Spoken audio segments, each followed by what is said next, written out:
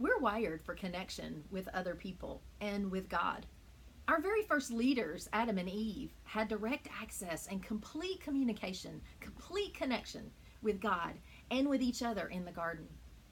Then that lie was planted in their minds and they began questioning God's motives. They had doubt about whether they could trust God's heart. Trust was broken and then they disconnected. First with God, and later their own connection and trust was broken too within themselves. Shame entered the picture, and then hiding, and then self sufficiency.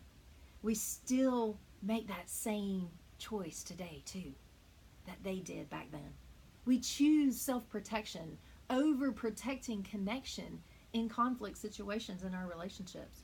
When we question the motive of others or mistrust occurs in our personal and our professional relationships, we're triggered by an event or an action that happens because somebody has done something to make us feel understood, misunderstood, or rejected in some way, which always has fear at its root. Then our reaction to that is anxiety, anger, or avoidance. And then we choose self-protection and disconnection rather than choosing to love the person and stay connected in it. Just stop and think. What's your natural choice when you feel hurt by someone, or when you feel like you can't trust someone, or when you feel misunderstood or judged by someone? What about when the motives of others is in question for you? What's your natural reaction then? Do you disconnect immediately and choose what feels safe and secure for you? It could be self-sufficiency that you choose when you complain to yourself, this is why I do everything and I can't trust anybody to do anything. I have to do it myself. Or maybe you go to anger and judgment and you think, I just can't stand them. They're a jerk or they're stupid and I don't like them. Or maybe it's isolation that you go to when you say to yourself, I'm all alone and I can't count on anyone. And you just back off from connection with anybody and begin to go in your hole. Maybe you think that self-pity that, I'm not supported, poor me.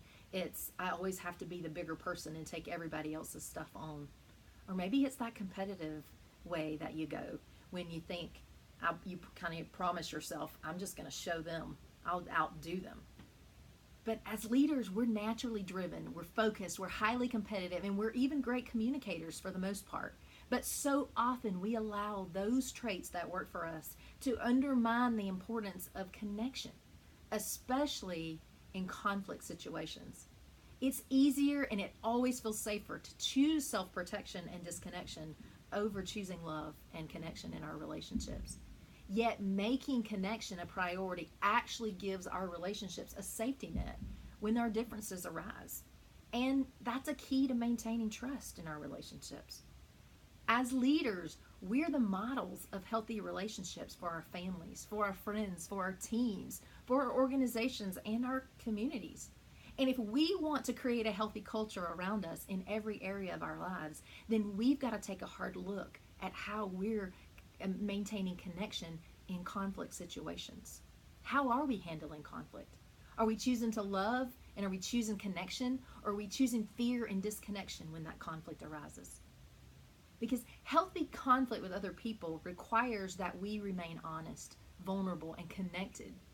Sharing openly how the situation or the behavior that someone else did affected us, and then expressing what we need in it. And it means that we seek to understand each other and communicate to create a resolution for the problem or the conflict. As leaders, we need to resist our urge to judge and to love conditionally, meaning we're going to wait until the situation to see if the situation or the circumstances or a person's actions deserve us acting in love.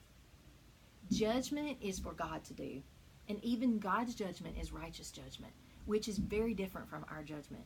His judgment is always about restoring people to His love and restoring them to who they are in their true identity. Our judgment is harsh and it tears people down.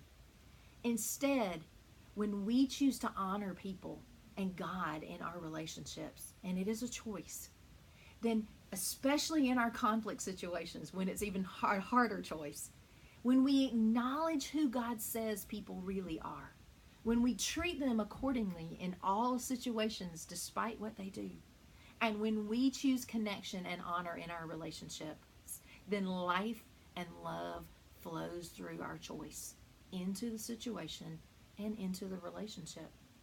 And the fruit of that culture that we are creating is that life and love of the life and the love of God begins to flow into people's lives, into their homes, into their marriages, into their families, their teams, their organizations, and their communities, bringing healing, restoration, blessing, joy, wholeness, freedom, and prosperity.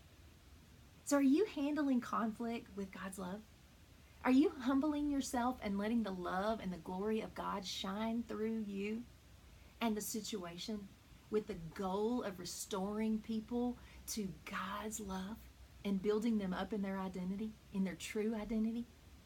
Or are you choosing self-protection and disconnection in your relationships during situations where conflict is present? Know this truth. Whatever you choose is creating and modeling the culture of every area of your life. And it is crucial that we choose wisely as leaders, because the fruit of our organizations, of our teams, of our families, of our marriages, and even our communities depend on it.